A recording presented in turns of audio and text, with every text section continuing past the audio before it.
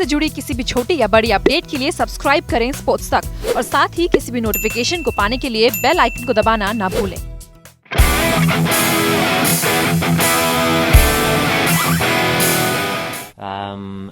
A little bit variable and probably a little bit too pace as well, and we know that the Indian bowling attack would maximise what they might be able to get out of it, as they've done all series. So we knew it would be a challenge, but saying that when it is 250 there isn't that scoreboard pressure, so if we were able to get partnerships then we could take the game deep, and we were confident in being able to chase it down. But I guess there's a little bit of a theme throughout the series, although it was some improving signs today. We just wanted to take them a little bit further, and they were able to pick up those wickets at key moments, which made life a little bit difficult in that chase. But I thought the first half from the bowlers was outstanding, and the last two games they've really stepped it up, which has been nice.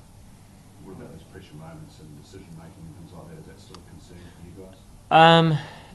To be honest, over these 5 games, we've been put under pressure a lot, and it obviously challenges decision making, which, although we're on the wrong side of the results 4-1, which India fully deserve, that they've been great experiences to have and to learn and try and move our games forward as individuals and as a collective, which is extremely important for us to make steps forward in the right direction. We've got another series as a one-day unit as well this summer, and we want to see that again. And when you are able to take on the best India, one of the best teams in the world at the moment, it is a great opportunity to do that.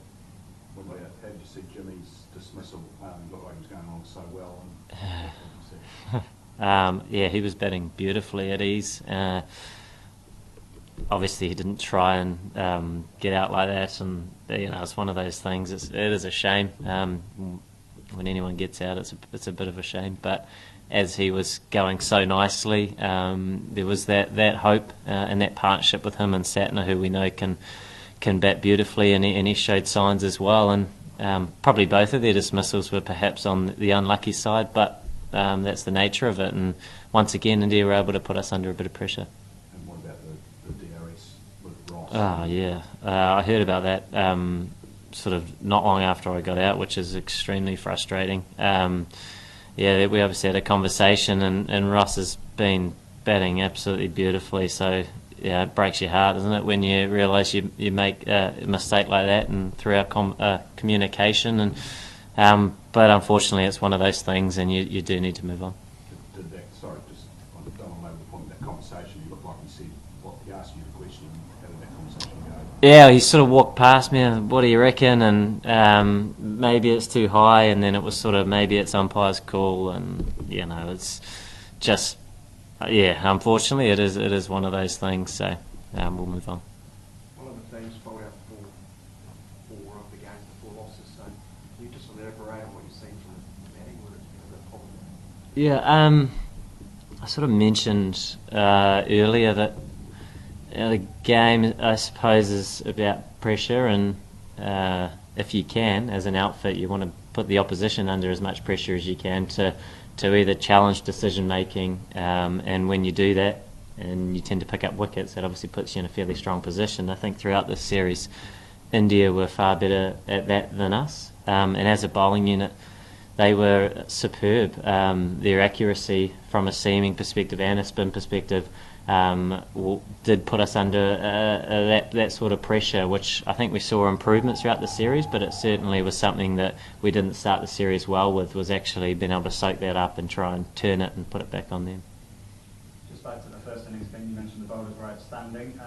For India to go from 18 for 4 and eventually get to 250, do you put that down to just them consolidating and getting the partnerships at the right time, or you guys maybe not quite finding the same areas as the first 10 overs?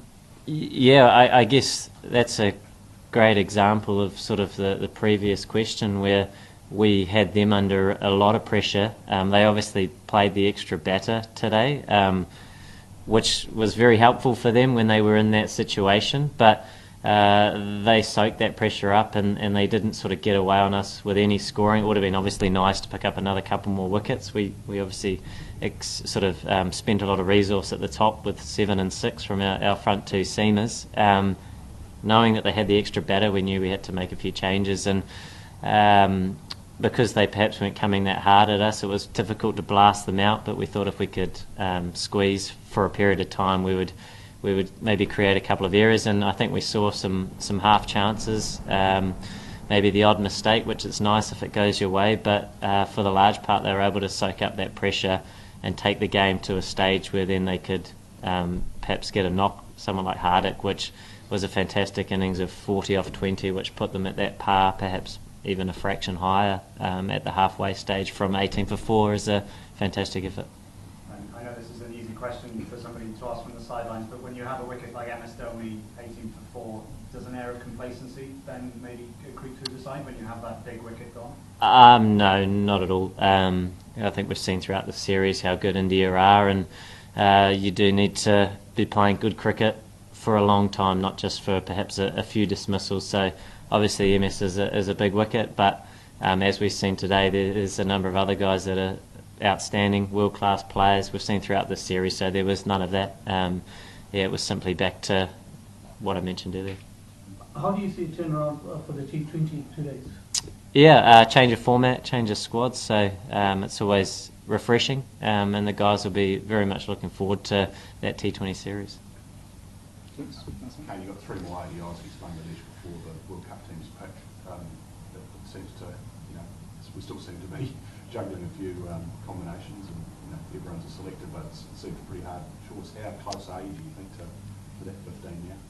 Yeah, I mean, the experiences that we had in this series were all fantastic. Obviously, we had a number of guys involved from a larger squad perspective, which was great. But at the end of the day, it'll come down to a balance, the sort of cricket that I guess we've been playing a brand for a period of time, but we'll look closely at that. Like you say, there's still some cricket to come, so that will be helpful. But time will tell, I suppose, to finalising that squad. But it's not so much about that as it's about the cricket that we want to play right here, right now. And I think if we're doing that to the best of our ability, any preparation or ideas of future stuff, hopefully we'll progress a little bit more organically rather than perhaps looking too far ahead. Did you answer a lot of those sort of things that are up in the air, or is it actually just a few more questions as a result of this series? It's sort of when you make decisions and put guys in situations to try and I guess give them those experiences, whether the answer is perfect or not, often that isn't the case. You can't script it, I suppose, but the idea is that as a squad that you're wanting to be able to have guys in these situations and have these experiences, so over a bigger picture we'll all be better for it. And I think that'll be the best part that came out of this series. It was a very tough series. We've had a large squad that have been exposed to the series and had the experiences that we've wanted, although they've been tough and we've been on the wrong side of the results. But overall I think it's been a positive thing.